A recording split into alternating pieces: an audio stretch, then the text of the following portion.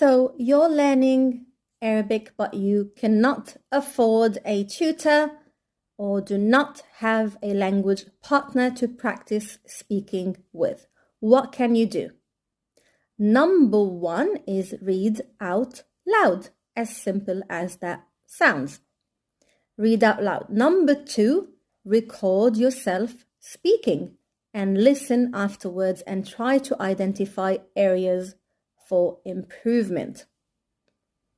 Number three, that's repeating after a native speaker. So whether you're watching a video or listening to an audio, just pause and repeat until you master the pronunciation.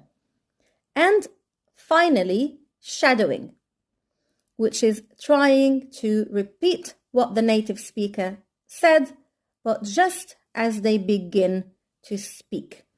So ideally, you would have done the repetition exercise before, and then your next step is try to shadow, and that enhances your speed and fluency at the same time.